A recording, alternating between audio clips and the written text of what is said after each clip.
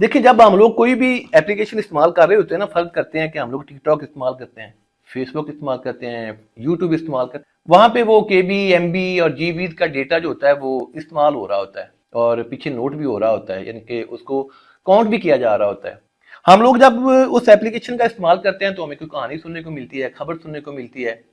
कोई स्टोरी हम लोग देखते हैं, या कोई पिक्चर जो होती है वो हम लोग देखते हैं कि ये कितनी प्यारी पिक्चर है, कितना किसी ने प्यारा लिखा हुआ है, तहरीर है कोई, यानी कि ये वो चीजें हैं जो हम लोग सेल फोन के ऊपर देखते हैं। अब होता क्या है,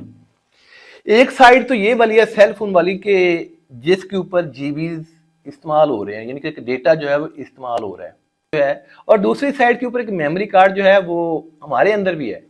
और उस कार्ड के अंदर भी जीबी की यानी कि डेटे की एक लिमिट है। तो होता है ना कि सेल फोन जो है उसकी एक कैपेसिटी होती है जब हम उस कैपेसिटी से ज्यादा जाते हैं या उस वाली कैपेसिटी की बाउंड्री लाइन जो होती है, बॉर्डर लाइन जो होती है, उसके पास जाते हैं तो सेल फोन जो होता है उसकी स्पीड स्लो हो जाती है या फिर वो हैंग होना शुरू हो जाता है। और इसी तरह ये वाली जो रैम हमारे अंदर लगी हुई है, यानी कि मेमोरी कार्ड जो है वो हमारे अंदर फिट है, जिसकी कैपेसिटी है पर डे के हिसाब से कि आप मैक्सिमम इस वाले कार्ड के अंदर आप इतना डेटा जो है वो इस्तेमाल कर सकते हैं। जब उस लिमिट से हम लोग ऊपर जाते हैं या बाउंड्री पे जाते हैं तो फिर ये वाला जो असाब है, जसामत है, ये भी हैंग होना शुरू हो जाती है।